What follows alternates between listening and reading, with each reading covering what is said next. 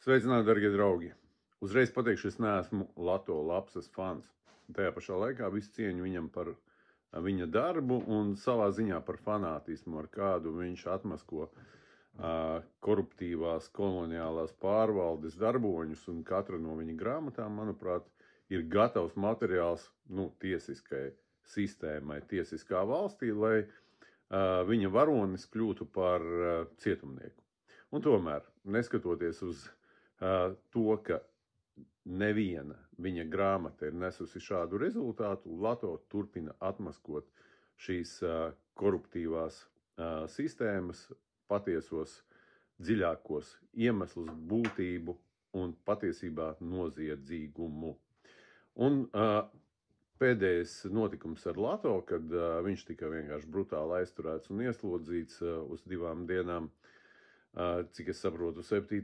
debesīs, tikai vēlreiz pierāda šīs koruptīvās pretiesiskās sistēmas būtības, tā ir tāda kā kvintesence, ka, ja vajadzēs, tā kā padomu laikos bija, ja vajadzēs, mēs atradīsim pantu, atradīsim iemeslu, kā tevi vecīt apklusināt, jo tu nedūdos mūsu stabulē. Bet šajā visā notikumā izkristalizējās kaut kas vēl satriecošāks, un pat man, kurš jau beidzamos gadus cenšas novērot vienkārši bez iesaistes šos notikumus, uzsit emociju vilni. Es sapratu, ka mēs dzīvojam nevis vienkārši koloniālās pārvaldes kontrolētā teritorijā, kuras dēvē par Latvijas valsti, bet mēs dzīvojam zilo bandas kontrolētā teritorijā, kuru dēvē par LV. Un, protams, zinot to, ka šī sistēma viņa nevar nebūt koruptīva, zinot to, ka pat Francijas prezidents Sarkozy tika par korupciju iesēdināts tad, kad viņš nedziedāja savu saimnieku prasītās dziesmas, tad arī šeit katram skapī ir skelets.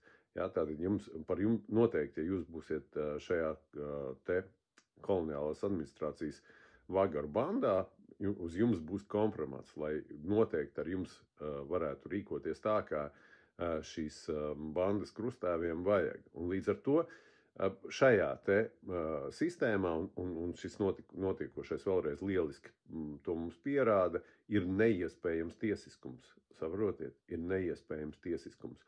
Un tāpēc jebkurš atbalsts vai cerība, ka šajā sistēmā var panākt kaut ko tādu, kas ir vajadzīgs sabiedrībai, kas nesīs sabiedrības kopēju labklājību, ir naivums. Un Lato Lapsas aizturēšana vai arests un cenšanās izrēķināties ar viņu ir tikai vēl viens apliecinājums tam. Paldies, ka skatāties, paldies, ka dalāties, paldies, ka piesekojaties.